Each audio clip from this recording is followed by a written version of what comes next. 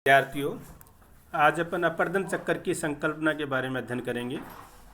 सबसे पहले इसका सामान्य परिचय मैं आपको बताऊं। सर्वप्रथम स्कॉटिश भूगोलवेत्ता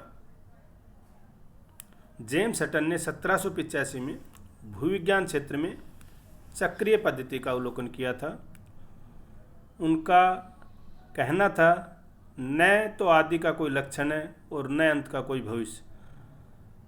अंततः पृथ्वी के इतिहास की चक्रीय पद्धति की संकल्पना में परिणित होगा और इसी आधार पर उन्होंने एक रूपता के सिद्धांत का प्रतिपादन किया।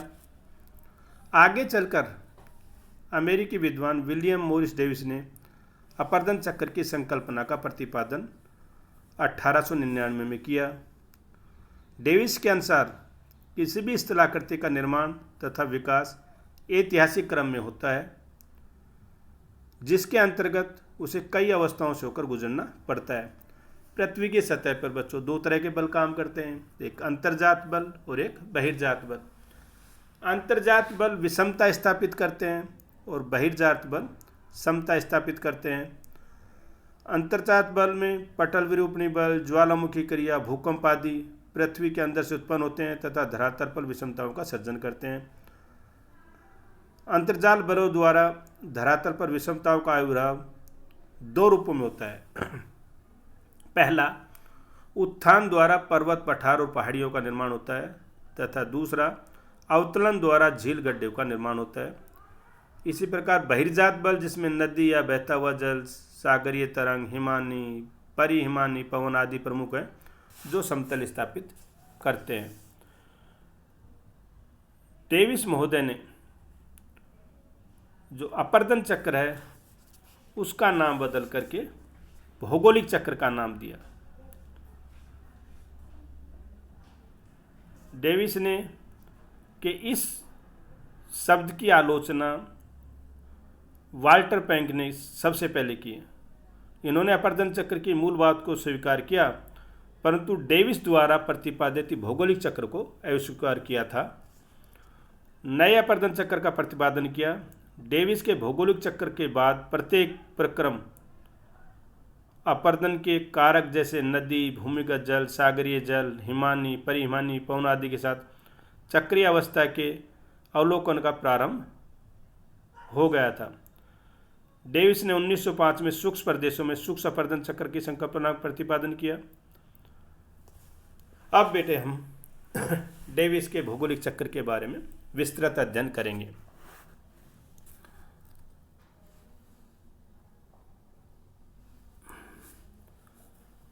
डेविस महोदय ने सर्वप्रथम 1899 में भौगोलिक चक्र की संकल्पना का प्रतिपादन किया तथा उन्होंने बताया कि भौगोलिक चक्र समय की वह अवधि है जिसके अंतर्गत उत्थित भूखंड अपर्दन के प्रक्रम द्वारा प्रभावित होकर एक आकृति विहीन समतल प्राय मैदान में बदल जाता है।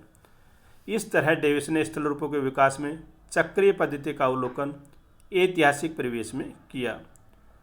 उन्होंने बताया कि स्थलरूपों के निर्माण एवं विकास पर संरचना, प्रक्रम तथा समय का प्रभाव होता है और इसी आधार पर डेविस महोदय ने ये कहा, स्थल रूप, संरचना, प्रक्रम तथा समय का प्रतिफल होता है।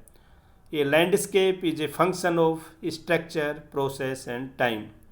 और इन तीनों कारकों संरचना, प्रक्रम तथा समय को उन्होंने त्रिकूट के नाम दिया, तो ये डेविस के त्रिकूट कहलाते हैं।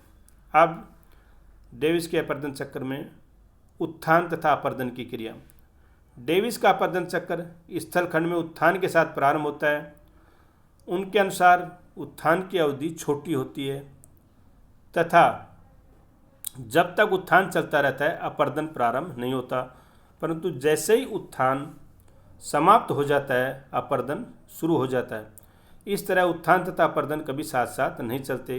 डेविस का यह मत भ्रामक है, क्योंकि प्रकृति में अपर्दन उत्थान की समाप्ति की प्रतीक्षा नहीं करता और इसकी कटु आलोचना भी इसी से होती है। डेविस के अनुसार उत्थान छोटी अवधि में, फिर इसका चलता रहता है, फिर अपर्दन प्रारंभ होता है और चक्र का अंत हो जाता है। डेविस का अपर्दन चक्र ग्राफ द्वारा समझाया गया है। अब आप इसमें ग्राफ से सुने। उत्थान की इस अवधि को चक्रीय अवधि के अंतर्गत सम्मिलित नहीं किया जाता। इसे अपर्दन चक्र की तैयारी की अवस्था या प्रारंभिक अवस्था कहते हैं। इसी के आधार पर डेविस के अपर्दन चक्र को 3 भागों में बांटा गया है: तरुण अवस्था, प्रौढ़ अवस्था और जीर्ण अवस्था। पहली अवस्था तरुण अवस्था। स्थलखंड के उत्थान की समाप्ति के बाद अपर्दन प्रारंभ होता है। पहाड़ियों के शिखर तथा जल विभाजकों के शिखरीय भाग अपर्दन से प्रभावित होते हैं।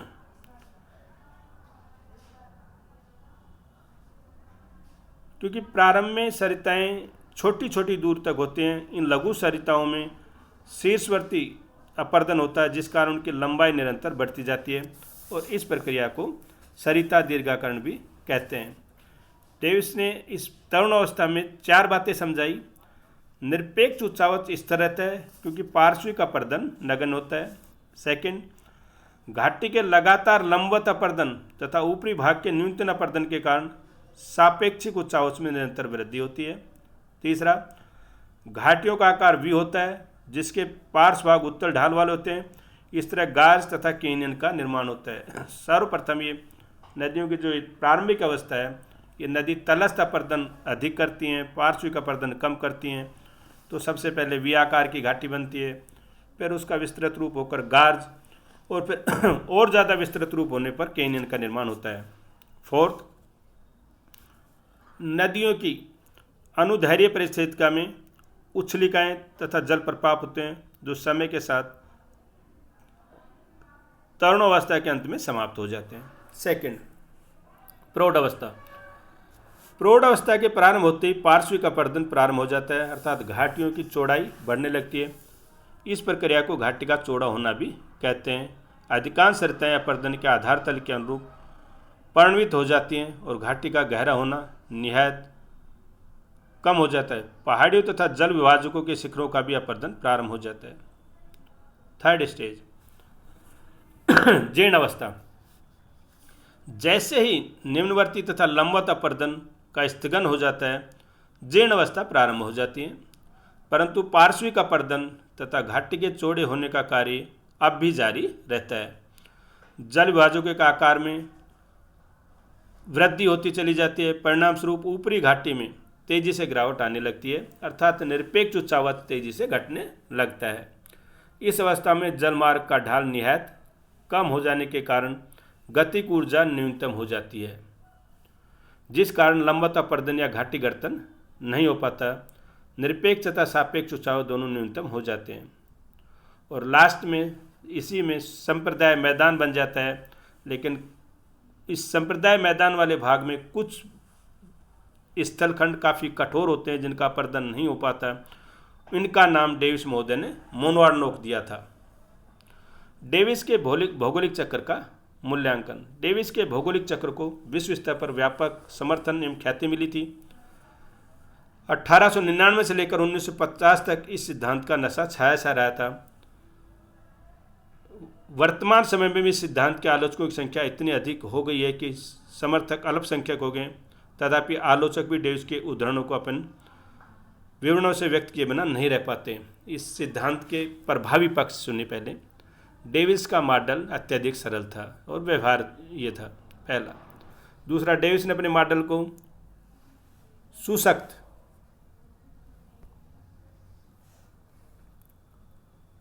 व रोचक एवं सरल भाषा में प्रस्तुत किया था। थर्ड, डेविस का मॉडल व्यापक स्तर पर क्षेत्र अध्ययन से प्राप्त परिणामों के आधार पर आधारित था। फोर्थ, डेविस के सिद्धांत से तत्कालिक भूविज्ञान में प्रचलित विकासीय विचारधारा का भरपूर समर्थन मिला। एंड फिफ्थ, डेविस के सिद्धांत में स्थल रूपों के विकास से संबंधित भावी कथन, भविष्यवाणी तथा पिछली घटनाओं की पुनर्रचना दोनों ही सामर्थ्य है। अब सिद्धांत के कमजोर पक्ष, या मैं इसको आलोचना का नाम भी दे सकता हूँ। डेविस की उत्थान की संकल्पना माननीय है क्योंकि डेविस ने अल्पकालिक त्वरित दर से उत्थान की बात कही, जबकि प्लेट विवर्तक सिद्धांत के अनुसार उत्थान की प्रक्रिया सतत चलती रहती है। यह इसकी बहुत बड़ी आलोचना थी कि उत्थान कम समय में ही हो पाता है। सेकंड, डेविस की उत्थान और पतन के बीच के संबंधों की संकल्पना भ्रामक है। डेविस ने कहा कि अपर्दन उत्थान की प्रतीक्षा करता है, जबकि ऐसा नहीं होता है। प्रकृति अपने सब कार्य सतत करती रहती है, तो उत्थान भी होगा तो अपर्दन प्रारंभ हो जाता है। ये इसकी बहुत बड़ी आलोचना है। थर्ड, डेविस महोदय ने भौगोलिक चक्र की तीनों अवस्थाएं तरुण, प्रौढ़ तथा जीर्ण से गुजरने के बाद समाप्ति के लिए स्थलखंड का दीर्घ काल तक स्थिर होना बताया। अगले उसके बाद संप्रदाय मैदान बन जाता है और स्थलखंड स्थिर रहते हैं, लेकिन प्लेट विवर्तनी के सिद्धांत के अनुसार स्थलखंड दीर्घकालीन स्थिरता संभव नहीं है। फिफ्थ, डेविस के मॉडल में समय की आवश्यकता से अधिक महत्व दिया गया है। वास्तव में डेविस का मॉडल समय आधारित मॉडल है और पैंक के अनुसार स्थल रूपों में समय के परिवेश में आनुक्रमिक विकास नहीं हो पाता है। इनके अनुसार स्थल रूप संरचना पर कर्म तथा समय का प्रतिफल न होकर उत्थान और अपर्दन की दरों के संबंधों पर आधारित रहता है। ठीक है विद्यार्थियों, कल आप विलियम मॉरिस डेविस के अपर्दन चक्र की संकल्पना का विस्तृत विवरण लिखकर लेंगे। धन्यवाद।